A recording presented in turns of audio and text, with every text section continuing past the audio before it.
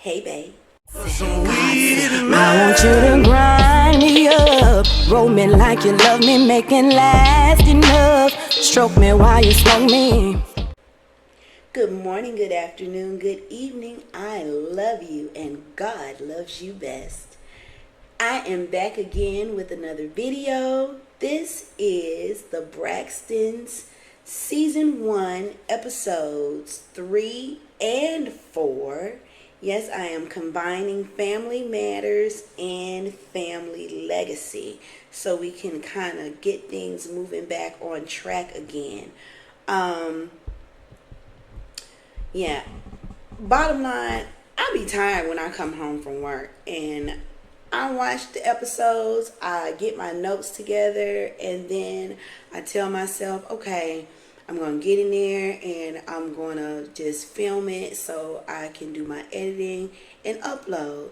Sounds easy enough, but when your brain is just like throbbing and you just like, I just want to decompress and I just want to stop.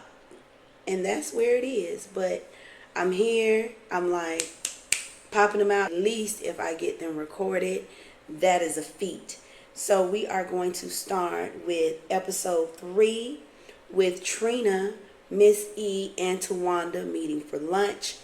Is it me or does Tawanda just seem like she is shady to pretty much all her sisters with the exception of Tony? And if she does it to Tony too, I'll bring it up. But I have yet to hear her say anything shady about Tony yet.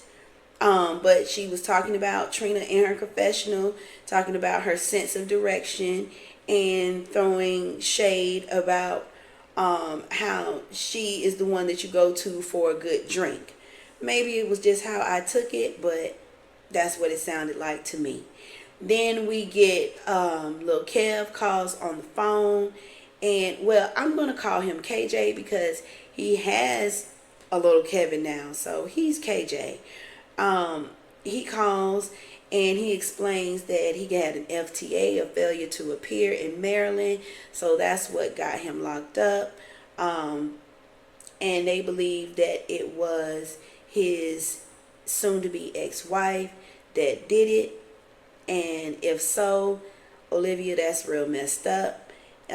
They discuss how the grief session went, the grief counseling session, and Miss E feels like the girls, the ladies, the sisters aren't honoring Tracy's wish as it pertains to getting along.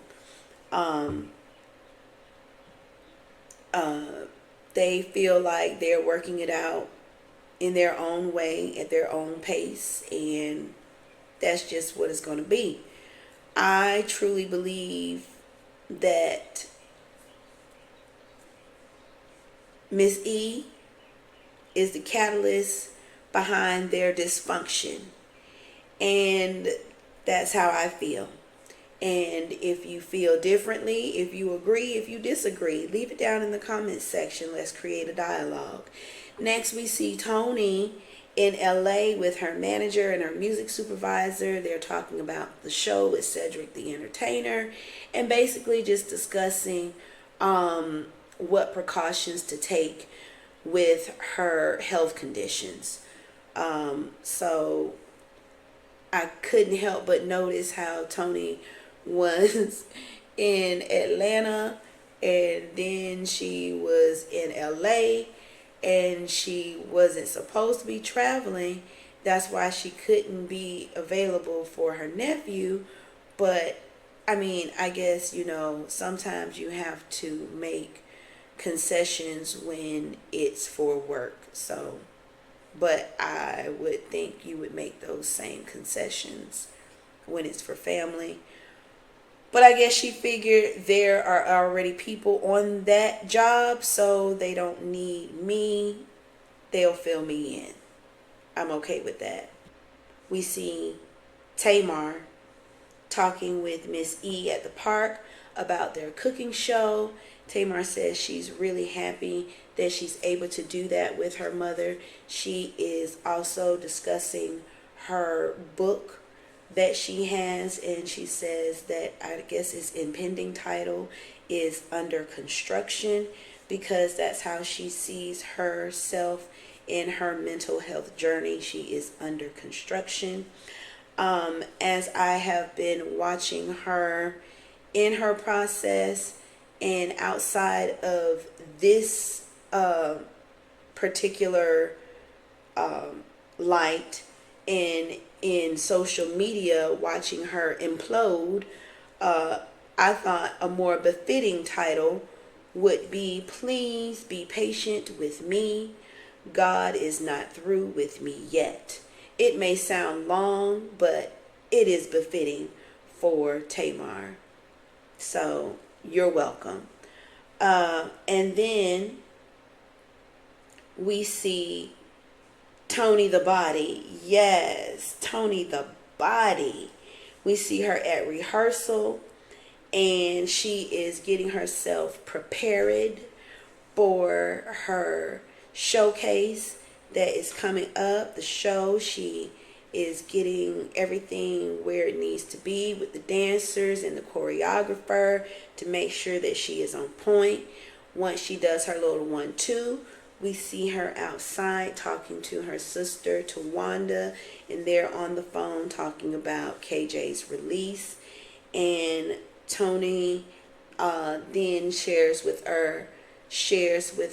Tawanda her restricted travel schedule and her instructions from the physician. So then Tony says that the session was way heavier than she anticipated it to be, and it was really heavy for her. And that also Trina has opted to seek individual therapy, and that she's really happy about that. So with that being said, we see that Trina is going to meet with Spirit at Spirit's office for her first individual counseling session. She is very closed off about some things that she's having difficulty with letting go. So Spirit shares that if I can't fix it, and she said, I can't fix it if you can't let it go. But I understood what she was saying, but if you want to let it go, I don't think that it needs to be fixed.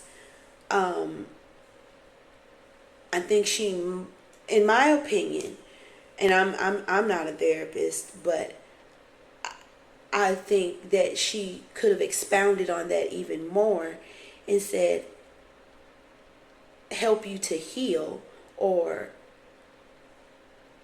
put you on your journey of healing with the fixing, because you can fix something and it can become broken again. You can fix a sink, but it can become broken again. So when she said, I can't fix it, that stuck out in my head. Because she does have to let it go in order to heal. Because if you just fix it, it can become broken again. But then Trina talks about Gabe's passing. And she also shares about being punished by her new husband, Vaughn, for grieving the passing of Gabe. And that was very telling. It was very telling of maybe the type of person or the lack of understanding that Vaughn may have, the lack of empathy that Vaughn may possess. Because I don't know how you can punish someone or demonstrate, he wouldn't admit to it, just like later on he doesn't admit that he lost his ring. He wouldn't admit that he was jealous, but how can you be jealous of the deceased? That baffles me. But he punished her for grieving her now deceased husband, as Trina referred to him. And so these are just one of the many reasons, or I should say one of the few reasons, that I am put off by Vaughn. I don't know him to not like him, but I am put off by his personality. He is very abrasive. He does not appear to be a very warm or nurturing person. He's just very off-putting. And yeah, what I see of him, I don't like. So when Trina gets home, they're packing to get ready to go to the DMV to see about KJ and his just his situation, and try and help him get settled and see, what his needs are to help him out. And they're packing, and Vaughn mentions that Trina hasn't mentioned anything about her counseling session and how it went. And I would think that would be at her discretion if she wanted to share that. That is between her and her therapist. She doesn't have to share that with you, especially being that you weren't there in person. It wasn't a couples session. It was an individual private counseling session. So it is at her will if she wants to share that with you. And if she doesn't have to, Vaughn. So back and stand down. That's what I'm saying. That's what I don't like about him. He's very forceful and aggressive in places that he doesn't need to be. But Trina mentioned that she is in a process where she is trying to compartmentalize. And compartmentalizing is not good. And if that's what you're trying to do, all I can say to that, Trina, is that you have a ways to go on your journey. So we see Tawanda. She picks up Braxton and Brooke, and oh my gosh, time has passed because they are like almost adults. They're like in their latter teens, 17 and 18 years old. They're like young adults. It's amazing to see them, and I'm happy to see them. They're well, they're healthy, and they're doing well in school. Tawanda mentions to them that they're going to be going up to see Lil Kev, KJ, Scratchy, and Braxton immediately, he's like, who is Scratchy? She's like, I always used to call him Scratchy because he sounded like this. And he's like, oh, okay. So she says that they're going up to see KJ, and he has some things that they want to be there to support him on. And the kids said that they want to go, and she's like, no, you got to sit this one out. And they're like, that's messed up. She's like, well, don't you have midterms that you need to attend to? And Brooke's like, we already took midterms. And, Tawanda prefaced by saying she's very involved in her children's lives. She knows about, what's going on because that's her priority. Yet she didn't know that they had already taken midterms. So she's like, cake on the face. And she's like, oh, well, then I guess we'll talk about it at a later time. We'll see about it. So she's trying to get in contact with KJ. She hasn't been able to reach him. That goes on for a while until OG, the showrunner, reaches out, and we see that he and Tawanda meet when she's pulling up, and he hands her his phone, and KJ is on the phone, and he lets his aunt know that the jail in fact didn't return his phone. So that's why he hadn't been getting her calls or speaking to her, because he had no phone. So she's like, oh great, so now you need a new phone. He's like, yes, I need another phone. So she's like, cool, we'll get you a new phone when we get there. At that point, I didn't know why she couldn't just be like, well, I will Zelle you or Cash App you the money so you can go and get another phone. That should have been easy enough. He has a grandfather up there. He has an uncle up there. They should have been able to arrange for him to get another phone somehow, some way, without having to wait for them to get there, for him to get another phone.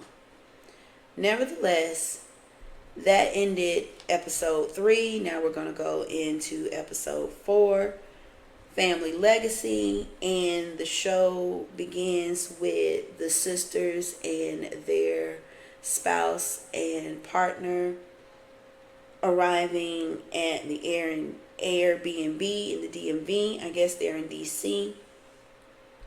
Sean's disclaimer about Vaughn was very cringe, saying that he didn't want to see Vaughn walking around in his underwear. I think it was. Either it was in his underwear or with his ball sack out. I'm not sure, but it was very cringe. And it was more cringe because they weren't even staying in the same location. Tawanda and Sean were staying in a different location than Trina and Vaughn, so I don't know what he was referencing to. It just made no sense. And then that's when Trina mentioned to Tawanda about Vaughn not having his ring, and Tawanda asked him what happened to the ring. He wouldn't admit that he lost the ring, but in fact he did. And so Trina's like, it's no big deal, you can get a new one, but if you get a new one, she has to get a new one. Hello, somebody. So then Tony talks to Trina about them talking to Kevin Sr. And I know if we all been on social media and we've been following in real time, we've been seeing the conversations and the videos being made. Kevin Sr. has come out and spoken his piece about him honoring his wife's final wishes, and he has no ill will towards the sisters, but he does say that, you know, he had a village that was there in his corner, and he and his wife were supported by said village, and he is alluding to the fact that that village was not named Braxton family. So that's where that is. The couples go go-karting, and then Trina brings up the fact that Sean in previous seasons in 2020, Sean asked Mr. Braxton for Tawanda's hand in marriage. And since then, there has been no conversation of said nuptials. And so Sean is sitting there like, huh? And so this is the one time that I actually agreed with Vaughn when he was like, so you asked the man about something you had no intentions on doing? And so that's when, you know, Akuta Matata Mima Momasu, And they're like, what, Trina? And she's like, yeah, we all sound crazy right now. Exactly. So then I guess he has it to do in his own time. I don't know what's up with that, but I don't know if that was for clout. I don't know if it was just as the young folks say today, if that was cap.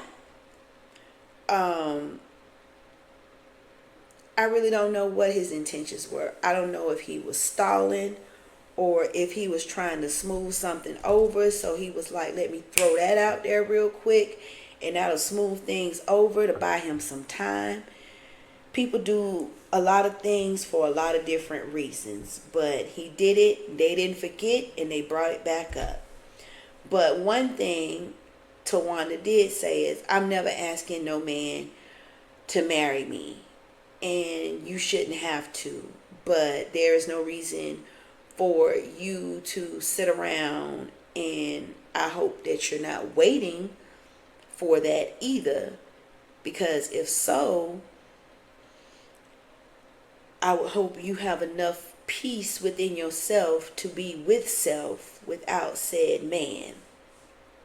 That's all I'm saying. Moving right along, we see Tamar with Mr. Phil Thornton and his We Sound Crazy podcast and his 100th episode celebration. She is there to support him in his celebration of his 100th episode. And Tamar, are you bashful? Are you really bashful when it comes to discussing the topic of you? Because when it comes to talking about things that I don't know if I would bring them to the social media, you don't have a problem coming on to the social media to discuss them. And i.e. JR, like, you came on with a lot of emotion and a lot of pressure for JR. Now, I get it when it comes to your treasure charge and him using it. I absolutely agree. He had no right to use your treasure charge. But everything else, like, you put out on the table, like, he didn't bring up you being married, but you brought up you being married. You brought up him munching and crunching on somebody's booty munch. Like, you were very transparent, and I don't know if this is all a part of the healing and the continuous healing journey of your mental health, because let me tell you something. I make sure that I take my Latuda, my Abilify, my Trileptal. I take them all, baby, and I don't miss a dosage, you dig? Because if I miss too many, things will go on a downward hill slope. Like, things will go left. But people on the social media don't know about it. They don't know about it when things are going bad, because I've missed a few dosages. And you say that he attacked you and told you to go and take your meds. Nobody would have known that he said take your meds had you not quoted him. Nobody would have known that. But you're a sneaky little diva. You knew what you were doing when you planted those things. So don't try it. Don't try it. But, you know, there are a lot of us out there that are survivors of mental health. And if you need a real support group, you know, we exist. We exist, and we are here. And if you want real support, we'll support you. But we're not here for the foolishness. You're going to have to straighten up and fly right. But I would love to smell one of these candles, Intentions by TV. She says she has, and she talks again about her mental health journey. And she also was asked the question of why she returned to the show. She sums it up. Tracy, family, her mother. And what that sounded like to me was obligation. She felt obligated to return. If I'm wrong, you tell me. That sounds like another comment in the comment section. You let me know why you feel like Tamar returned to the show. But those were the highlights. She said Tracy, family, and her mom. And that sounded like a culmination of obligation to me. Then we have finally at the restaurant, we have Mr. B. He follows up with Sean. And Sean is trying to finesse Mr. B. But Mr. B, you know, he from the old school. He's like, I don't want to be the first one to know. Tawana should be the first one to know. You let me know after you propose to my daughter if those are your true intentions. No pun intended. If you're going to ask her for her hand in marriage. So then after all of that, then the family starts to fall in. We see the descendants of the Braxton family start to come on in and they start to sit down. And then we see that Trina and KJ, they come in and then they sit down. And Trina asks KJ, you know, why do you wait so long to try and ask for help from your family? And he just simply explains it. As a man, you know, I'm trying to figure things out for myself. He also expressed right now that, you know, he's really sad, you know. He lost his mom and he's really going through a hard time right now. Later on, we see that Trina goes with KJ to meet with the attorney, Mr. Antavius. They go to meet with him and he just wants to know, he's like, hey, you know, was my mom in her right state of mind? Because that's been questioned by my dad, that she couldn't have been in her right state of mind for her to put, you know, everything, make me responsible, I guess, as, I don't know if he was like a power of attorney or a power of estate, but everything was left as far as him to make decisions on her behalf. He was left as a power of estate on behalf of his mom, and his father, Kevin Sr., questioned it. So the attorney, Mr. Antavius, he assured Kevin Jr.